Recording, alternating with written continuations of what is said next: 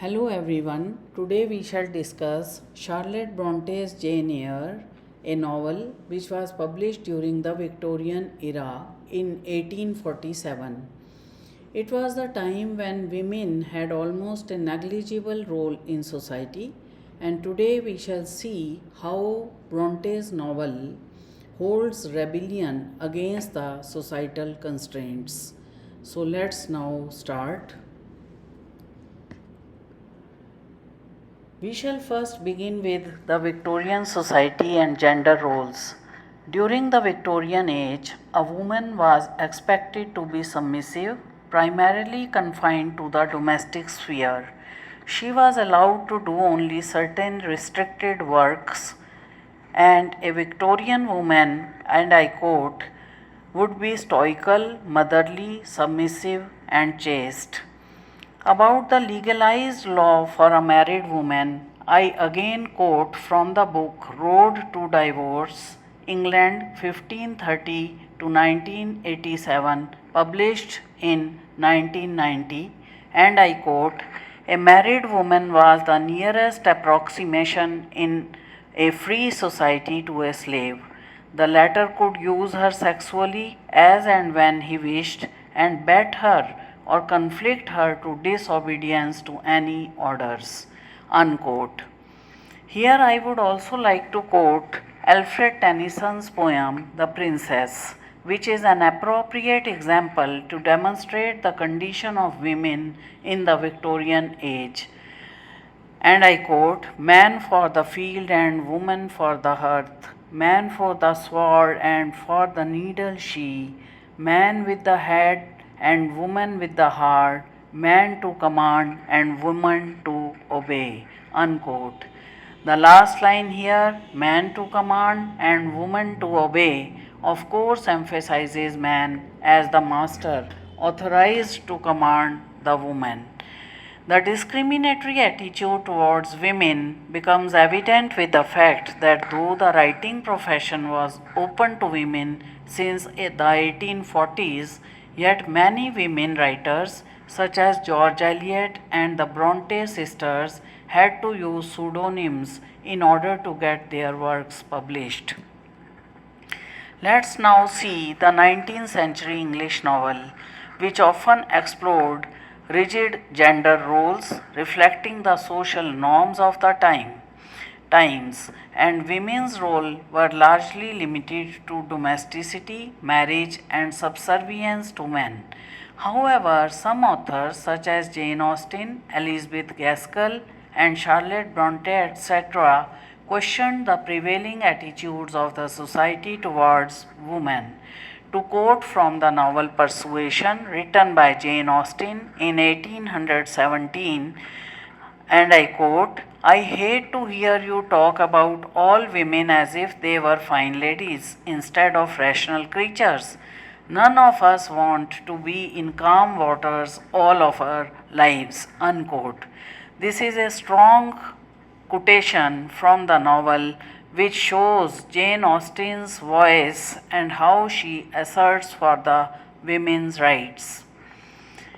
Charlotte Bronte also made a significant contribution in challenging the traditional roles and expectations. She often explored the themes of female empowerment and social justice in her writings. Born on April 21, 1816, in Yorkshire, England, Charlotte was the eldest in her family, and along with her sisters, Emily and Annie Bronte used pen names for writing and provided a fresh perspective on gender roles. Jane Eyre was published under the pseudonym Currer Bell in 1847 at the age of 31, and it was her first published novel.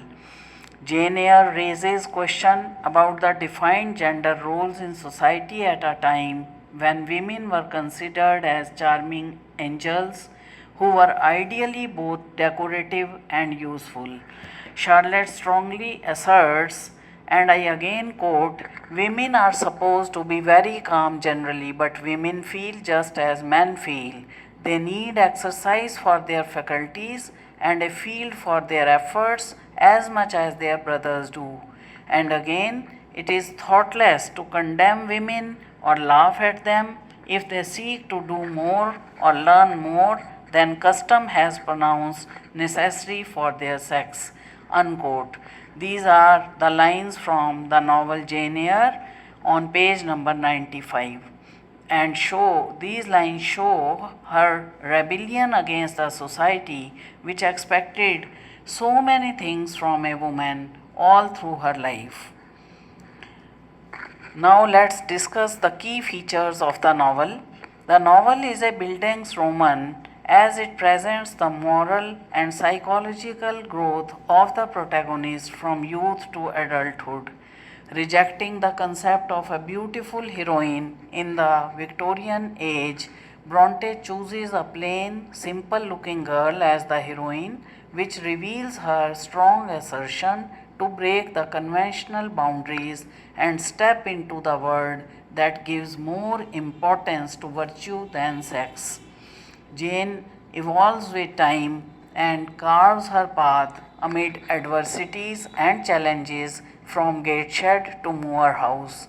From an orphan in the beginning of the novel, she is able to have a family by the end. From a helpless girl, she grows into a self reliant woman, and from a sufferer, she becomes a supporter. Her experiences shape her character, foster a sense of determination, and a deep empathy for the marginalized. Charlotte presents an unconventional heroine as Jane possesses the beauty of mind rather than looks. She has some extraordinary qualities. Her strong will, intelligence, and self dignity make her different from others. Jane has a remarkable sense of resilience and defiance in the face of oppression. An orphan and dependent on her aunt, her stay at Gateshead is a shocking tale of tyranny and its impact on the young mind. But she confronts John Reed, her cousin, and faces him when assaulted by the book she was reading, and calls him wicked and cruel boy, a slave driver, and compares him to the Roman emperors. She depicts extraordinary courage in facing her cousin and her aunt's anger. When her aunt Mrs. Reed refers to her tendency to deceit, she dares to retaliate by bluntly telling her, and I quote, I am not deceitful. If I were, I should say I love you, but I declare I do not love you. I dislike you the worst of anybody in the world except John Reed, who is her uncle. I will never call you again, you aunt again, so long as I live. I will never come to see you when I am grown up. Unquote. Similarly, she refuses to be a passive victim even at Lowood, a charitable school which represents a world of deprivation and tyranny. She grapples with the injustice of her situation, questions authority, and learns to stand up for herself. Her straightforwardness comes to light when the secret of Rochester's wife Bertha is revealed. Valuing self respect and dignity the most, she refuses to stay there as she cannot live as Rochester's mistress but wants a respectable place for her as his wife. Similarly, she has the courage to tell her feelings to Rochester for Bertha when she considers whom she considers an unfortunate lady. And I again quote from page number 265 from the novel. You speak of her with hate, with vindictive antipathy. It is cruel. She cannot help being mad. Unquote. When Rochester calls her an angel, she strongly asserts, again I quote, I am not an angel, and I will not be one till I die. I will be myself, Mr. Rochester. Unquote. And this is the point that Charlotte Bronte wants to bring out. Through Jane's strong will and decision making power, Bronte has challenged the traditional norms of society which expected women to be submissive who just followed their partner. Jane fights against this norm. She refuses to marry Rochester on knowing about his first marriage. She fights for equality in love and relationship. When she gets to know about Rochester's wife Bertha, she refuses to be his mistress. Her decision to leave Thornfield is a bold step in her fight for identity. Again, I quote from page number 223 from the novel. I am no bird and no gnat ensnares me. I am a free human being with an independent will, which I now exert to leave you. And unquote. Similarly, at Moor House, though she has a secure future with Mr. Rivers, she again listens to the voice of her heart and decides not to marry him or go with him on a missionary visit to India as his wife because she doesn't want a marriage without love just for the sake of society. She returns to Rochester only when she becomes equal to him economically and socially. Thus, boundaries which defined a woman only in terms of man are transcended. Jane Eyre's words, and I quote, Reader, I married him, unquote, close to the end of the novel, shows the reversal of roles. So the story goes beyond a romantic love story of Jane and Rochester as it raises gender issues through an unconventional protagonist who is able to move beyond boundaries and carve her path amid restrictions imposed by society in which she lives, who fights against all odds with firm strength and determination and moves on for a better and desired world. The novel, therefore, holds relevance even after 170 years of the publication and as it shows Bronte's vision for women's independence and autonomy.